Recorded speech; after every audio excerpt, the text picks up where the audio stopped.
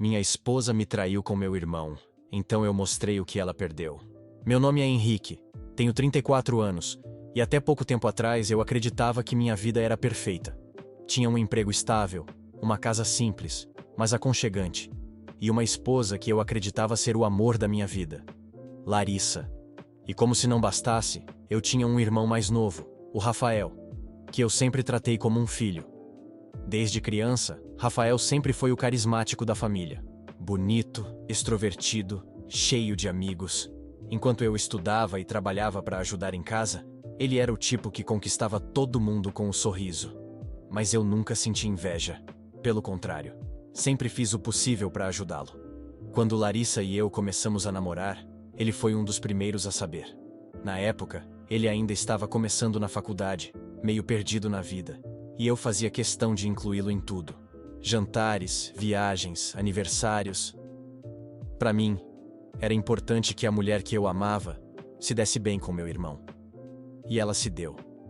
Bem até demais, como eu descobriria depois. Durante anos, fomos o que qualquer um chamaria de uma família unida. Larissa e eu casamos, construímos nossa casa, e quando Rafael terminou a faculdade, ele passou a nos visitar com frequência. Ele dizia que gostava da nossa companhia, que eu era o irmão que ele sempre quis ter como exemplo. E eu acreditava. Lembro de uma noite, em especial, que ficou gravada na minha memória. Era meu aniversário. Larissa preparou uma pequena comemoração, só nós três. Rafael apareceu com um presente simples, uma caneca com a frase "Melhor irmão do mundo". Na hora, rimos, tiramos fotos, e eu juro, se alguém tivesse me dito que aquele cara, o meu próprio irmão, um dia seria o motivo de eu duvidar de tudo o que vivi, eu teria chamado de louco. Mas o tempo tem um jeito cruel de mostrar quem realmente está do seu lado. As primeiras mudanças foram sutis. Larissa começou a agir estranha. Ficava mais tempo no celular, saía de casa dizendo que ia resolver coisas pessoais e evitava o contato físico comigo. Quando eu perguntava o que estava acontecendo, ela sempre dava desculpas vagas. Ah, é o trabalho, amor, estou cansada. E eu, tolo, acreditava. Achava que era só uma fase, que o casamento às vezes esfria mesmo. Mas um dia, uma simples coincidência virou o estopim de tudo. Era um sábado. Rafael me mandou mensagem dizendo que ia passar o fim de semana fora, numa viagem com amigos. Larissa, por sua vez, disse que ia sair com uma amiga para tomar um café e colocar a conversa em dia. Tudo normal. Até que no fim da tarde, eu precisei sair para resolver um problema no carro. Enquanto dirigia pela cidade, parei num semáforo e vi algo que fez meu coração congelar. Do outro lado da rua, entrando num restaurante, estavam Larissa e Rafael. Ela usava o mesmo vestido que sempre dizia guardar para ocasiões especiais. Ele, sorrindo, segurava a mão dela com naturalidade. Eles entraram juntos, sem hesitar, como se fossem um casal há anos. Eu fiquei ali, dentro do carro, sem reação. O mundo pareceu parar. Por alguns segundos, achei que estava tendo uma alucinação. Mas não. Era real. O sinal abriu, e eu não consegui nem arrancar o carro. Só encostei o veículo e fiquei observando, em silêncio, o casal que eu jamais imaginaria ver junto. Minha esposa e meu próprio irmão. Não entrei. Não causei escândalo. A dor era grande demais para virar fúria. Naquele momento, tudo o que eu sentia era vazio. Voltei para casa dirigindo sem pensar. Cada lembrança dos dois, os sorrisos, os abraços, as visitas em família, agora vinham distorcidas, como se sempre tivessem escondido algo nas entrelinhas. Naquela noite, não dormi. Fiquei sentado na sala, olhando para o nada, tentando entender em que ponto eu perdi o controle da minha própria vida. E pela primeira vez, percebi algo que até então eu não queria admitir. Eu tinha sido feito de idiota pelos dois pilares que mais confiava no mundo. Mas, ao contrário do que muitos fariam, eu não explodi. Não fui atrás deles. Não chorei na frente de ninguém. Eu apenas fechei os olhos e prometi a mim mesmo uma coisa. Eles vão se arrepender. E não vai ser gritando. Vai ser vivendo para verem o que perderam. E foi aí que minha reconstrução começou. Lenta, silenciosa e planejada. Depois daquela noite, Eu não confrontei ninguém. Não liguei para Larissa. Não mandei mensagem para o Rafael. Apenas esperei. Ela chegou em casa tarde, por volta das 10 da noite. Disse que o café com a amiga tinha se estendido, que haviam perdido a noção do tempo. Falou aquilo com tanta naturalidade que por um instante eu quase duvidei do que vi. Mas eu sabia, eu vi. Então, pela primeira vez, eu menti de volta. Que bom, amor. Que vocês se divertiram. Ela sorriu, me beijou no rosto e foi pro banho. E eu fiquei olhando pro nada, engolindo o gosto amargo da traição. Durante as semanas seguintes, fingi ser o mesmo marido de sempre. Cozinhava, conversava, perguntava sobre o trabalho. Tudo igual, mas por dentro, algo em mim estava morrendo. E algo novo estava nascendo. Eu não queria vingança no sentido clichê. Não queria gritar, expor ou destruir de forma impulsiva. Queria algo mais profundo. Queria que os dois percebessem o que perderam. Queria que me vissem subir, sem eles. Comecei mudando pequenas coisas. Acordava mais cedo. Comecei a correr todas as manhãs. Voltei para a academia, algo que tinha abandonado por causa da rotina do casal. Reformei meu guarda-roupa, cortei o cabelo, mudei o estilo. As pessoas no trabalho começaram a notar. Me elogiavam, diziam que eu parecia mais leve, mais confiante. Larissa também notou. Ela perguntava o que estava acontecendo, por que eu estava diferente. Eu só sorria e dizia: acho que estou cuidando mais de mim. A verdade é que eu estava me preparando. Enquanto ela mentia sobre jantares e viagens, eu silenciosamente montava minha nova vida. Trabalhava como analista em uma empresa de tecnologia. Havia anos que eu tinha uma ideia de negócio guardada. Um projeto que poderia dar certo se eu tivesse coragem de investir. Com o dinheiro que vinha poupando, comecei a colocar o plano em prática. No início, só eu sabia. Passava as madrugadas estudando, montando planilhas, aprendendo sobre o mercado. Enquanto isso, o comportamento de Larissa ficava cada vez mais distante. Ela evitava contato físico, inventava desculpas para não dormir em casa e dizia que estava sobrecarregada.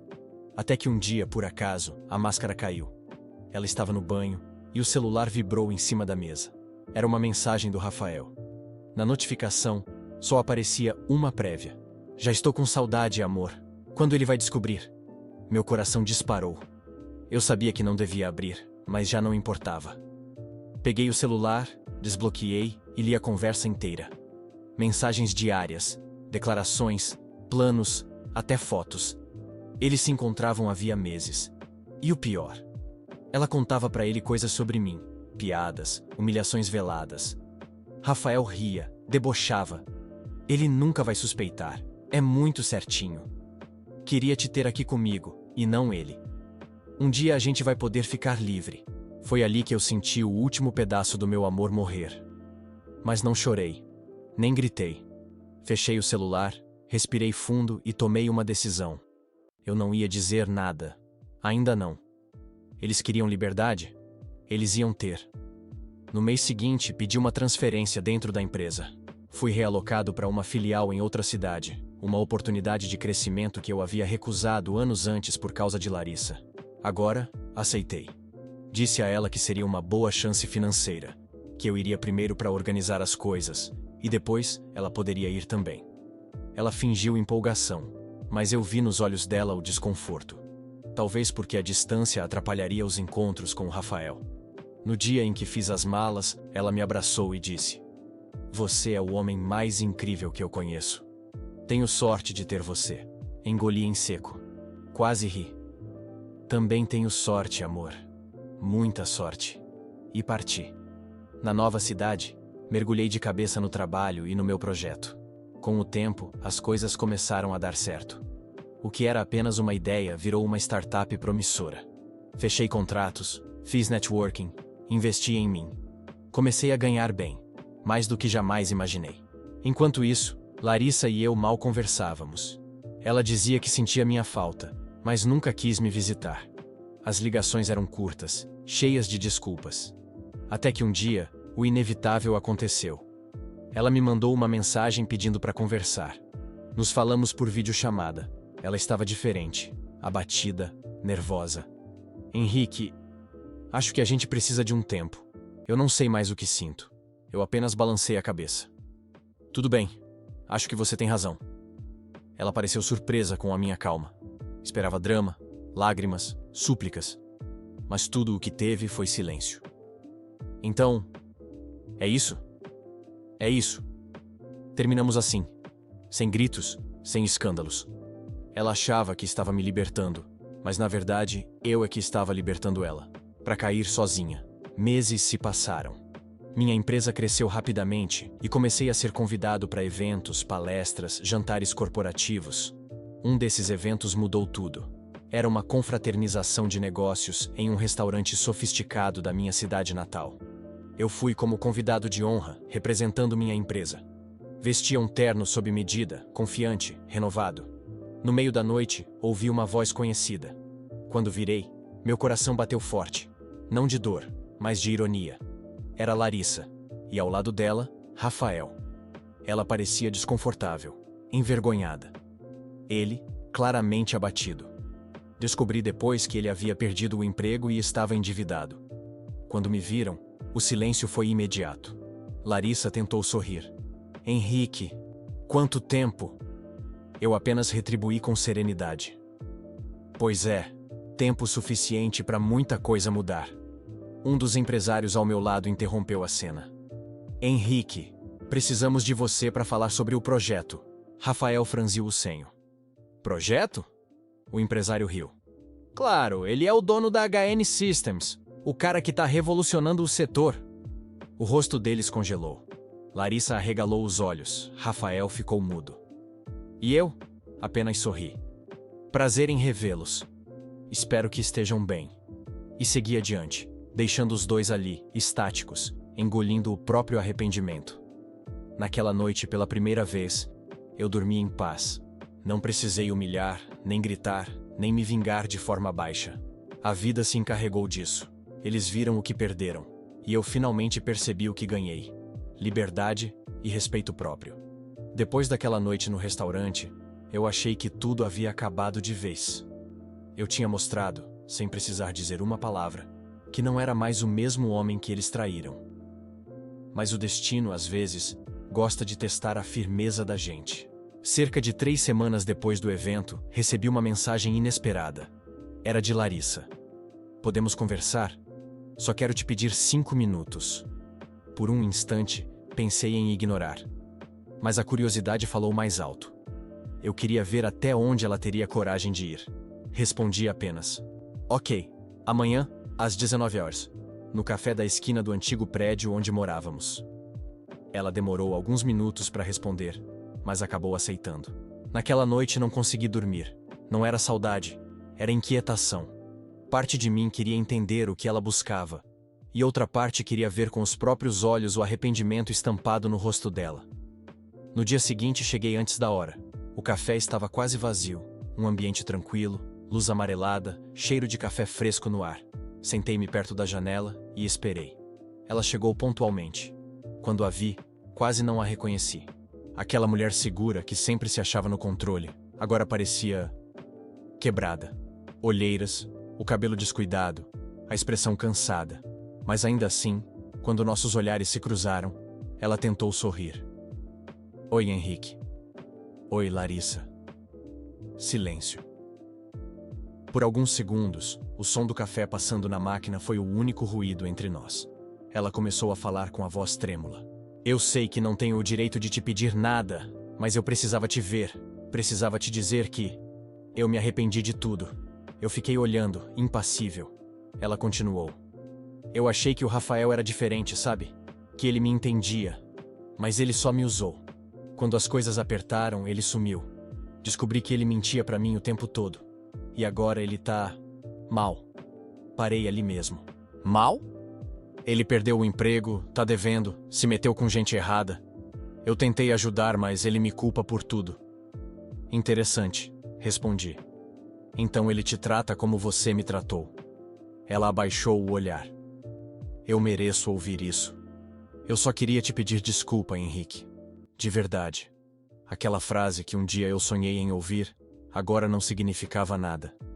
Eu olhei para ela com calma e disse: Larissa, O que você e o Rafael fizeram me destruiu. Mas sabe o que foi pior? Foi perceber que eu teria dado a vida por vocês. E vocês nem hesitaram em me esfaquear pelas costas. Ela começou a chorar. Mas não era um choro de amor. Era de desespero. De alguém que finalmente percebeu o tamanho do erro. Eu sei que te perdi. Eu só queria... sei lá. Que você soubesse que eu me arrependo. Eu respirei fundo. Eu não te odeio, Larissa. Mas também não sinto mais nada. O que você fez me ensinou o valor de me colocar em primeiro lugar. E é isso que eu tenho feito. Ela enxugou as lágrimas. Você tá com alguém? Sorri. Não. Mas estou comigo. E isso é suficiente. Por um momento ela tentou segurar minha mão sobre a mesa, mas eu recuei. Henrique, eu só queria uma chance de recomeçar. Larissa, eu te dei todas as chances do mundo antes. Agora é tarde.